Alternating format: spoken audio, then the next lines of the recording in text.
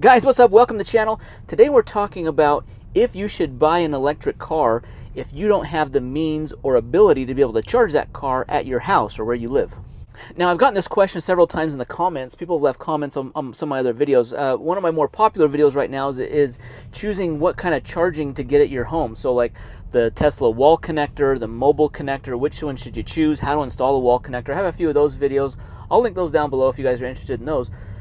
But it's brought up several comments and questions of people who don't have the ability to charge their car at their house, which I'm sure this falls into a lot of people's circumstances, in that house prices are extremely expensive right now. So probably a lot of people renting or living in condos, apartments, renting a room, renting, someone's basement, things like that, and not having the ability to install a charging system or plug in that house, or maybe you park on the street or under a carport or in an apartment complex where there's no charging available. Should you be considering an electric car? One of the best things about having an electric car is because you can charge at home. You don't have to worry about the charging. You don't stop at the gas stations. You always have, you can always have it at 70-80% charge every single day, and you just save that time, and the convenience is awesome. And it's cheap. Charging at home is very cheap. In my area, I pay between 10 to 11 cents per kilowatt hour. I have solar panels on my roof that pays most of that. So I'm paying very, very little to charge my car at my house. But if you don't have that ability, you're going to have to charge somewhere. And usually charging outside of your house means you're going to be paying more for electricity. Tesla does have a good resource on their website. Under charging, it says help me charge. And it goes through a questionnaire, and it says, where do you park?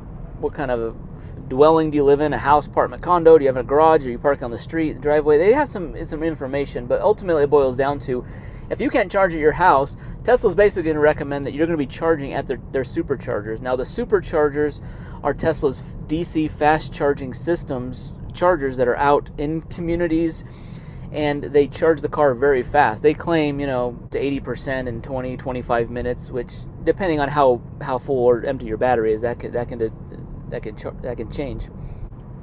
That's not a bad way to be able to charge, but if there's a convenient supercharger in your area or where you drive, let's say it's close to work or it's close to your home or it's on your way to work or home or where you're commuting, that's not that bad of a deal. In my area, for example, the closest supercharger to me is like over 25 miles away. I don't very frequently pass by a supercharger. You also want to check in your area, and I'll give you a recommendation. There's an app called PlugShare, and I'll show you a screenshot here. I'll leave a link in the description below. If you're considering an electric vehicle and you don't have charging at your house, download this app and start doing some research and seeing what resources are available in your area. Are there public fast chargers available? Are there slower chargers available that you could maybe park your car out overnight and go pick it up? How much do those cost? Are there any free chargers? Now, even though I don't have any charging, like supercharged, Tesla fast supercharging in my area, there are, within a couple miles of my house, there are a couple of free level 2 chargers. Level 2 chargers is like the equivalent of plugging in your house on a 240 volt 50 amp outlet that would charge the car, let's say 20 to 30 miles of range per hour. If someone in my area, let's say they lived in an apartment and didn't have a garage to park in, couldn't charge at their house, they could go to these free chargers, maybe leave their car overnight, ride their bike there, or if it's close enough, maybe walk to and from, and maybe only go there a couple times a week and get free charging. So if that's the case, if you have free charging in your area, you may not even need to charge at your house. You also need to know that's not very convenient. It's not like, if there's level 2 charging that's available and if it's free, it's not worth your time to just sit there for 5 hours while your car is charging, right? I mean, that just doesn't make sense to do that. It's better just to go to the superchargers or the fast chargers to sit there for 20-30 minutes and you're back up to where you need to be. So I would see what kind of charging is available in your area, whether there's any free charging, and if it's convenient for you to take your car there.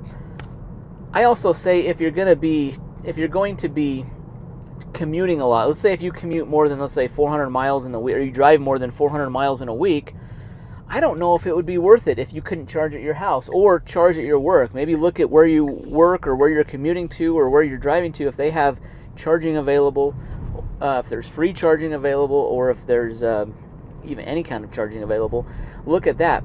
So if you don't have charging available at your work, around your house, and if it's not convenient to go there, and you have to pay supercharger rates. Tesla supercharger rates range between, I'd say, 30 cents to 40 cents. If you're having to pay 30, 40 cents a kilowatt hour, whereas you would only be paying 10, 11 cents at your house, for example, if depending on your rates, you may not be saving a whole lot versus like a gas or like a hybrid car. I don't know if it'd be worth it to have an electric car if you couldn't charge around your home or where you work, and if you have to pay double, triple, quadruple the price of what it would be at home.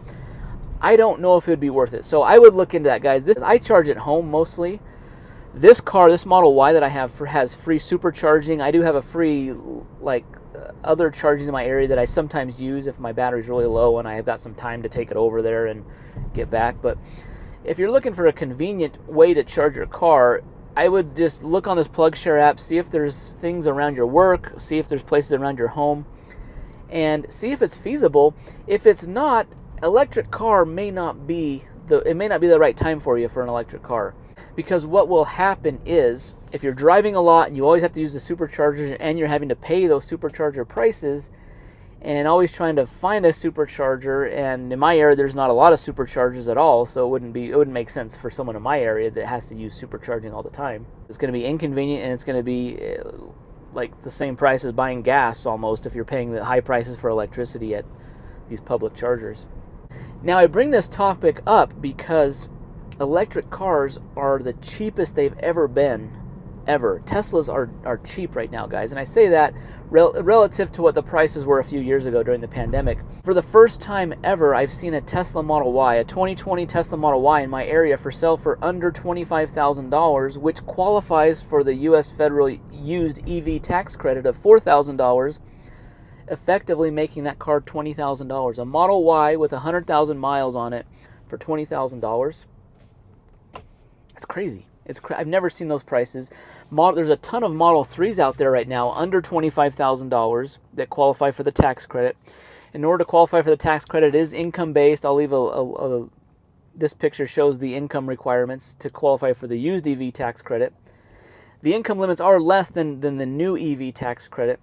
But if you qualify, it makes a ton of sense to buy a car right now, like a Model 3 or a Model Y, or even like an S. You can get a 2015 or 16 Model S right now for under 25 grand, and you get the tax credit and you get a $4,000 off of that, and it's at point of sale, which is really interesting, is that it comes off right. You get that credit right when you buy the car.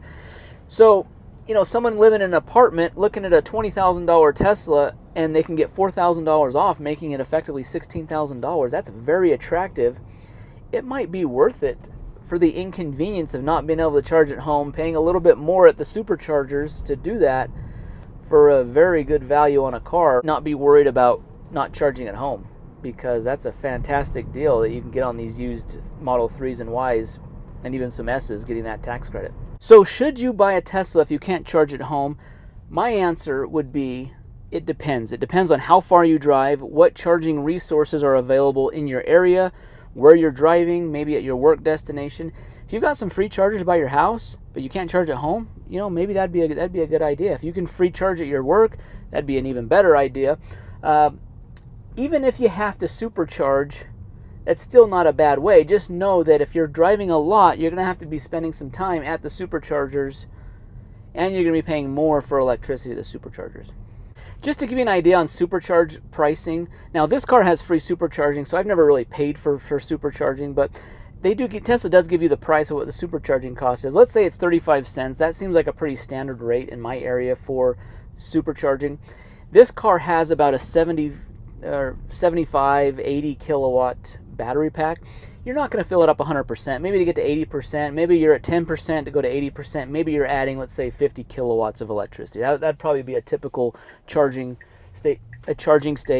So to put, let's say, 250 miles back into your battery, 35 cents per kilowatt hour, you're doing 50 kilowatts, to maybe fill your pack up to 80%, 85%, maybe 90%, maybe around $15 to $20 in price. and that would probably get you 200, 220 miles, 230 miles or so. So if you only had to do that once a week, you know, $15 to $20 a week in charging, under $100 a month in charging, that's not that bad. If you're driving a ton, if you're driving 500, 600, 700 miles a week and you're charging, that will add up, and you will spend more and more time at the superchargers. If you have any experience with this, if you own a Tesla and you don't charge at home, but you just use public charging and superchargers, leave in the comments down below. People that are looking at Teslas want to know this kind of feedback. So leave those comments down below. Guys, thanks for watching the video. Hit that thumbs up button, subscribe to the channel. We'll see you in the next one. Thanks for watching.